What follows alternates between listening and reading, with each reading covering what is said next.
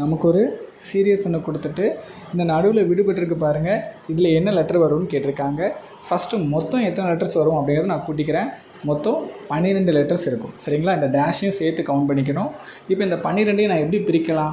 3 பிரிச்சுக்கலாமா? 3 பிரித்து just check பண்ண போகிறேன். இப்போ எனக்கு ஃபஸ்ட் லெட்டரில் ஏ வந்திருக்கு. அதே மாதிரி எல்லா பிரிவுலையும் ஃபஸ்ட் லெட்டரில் என்ன தான் வரணும்? ஏ தான் வரணும். இதுதான் கான்செப்ட்டு. இப்போ இதில் ஃபஸ்ட் லெட்டரில் ஏ வந்திருக்கா? அதே மாதிரி இந்த ரெண்டாவது டேர்ம்லையும் என்ன பண்ணணும்? ஃபஸ்ட் லெட்டரில் ஏ தான் வரணும். இதில் ஏ இருக்குது. அதேமாதிரி இந்த ரெண்டாவது டேர்ம்லையும் நான் ஏ எழுதிக்கிட்டா ஓகே, இதில் இருக்கிற மாதிரியே ஏன்னு எழுதிக்கிட்டேன்.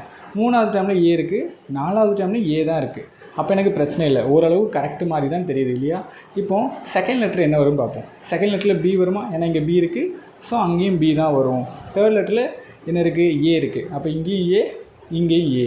இங்கே என்ன வரும்? தேர்ட் லெட்டரில், ஸோ ஏ தான் வரும். இப்போது டேஷுக்கு மேலே என்னென்ன டேர்ம்ஸ்லாம் நீங்கள் எழுதுனீங்களோ அதெல்லாம் தனியாக எடுத்து எழுதிக்கிங்க. ஃபஸ்ட்டு ஒரு ஏ எழுதினேன், அதுக்கப்புறம் ஒரு ஏ, அதுக்கப்புறம் ஒரு பி, அதுக்கப்புறம் ஒரு ஏ, அதுக்கப்புறம் ஒரு ஏ. இதான் என்னது? ஆன்சர்.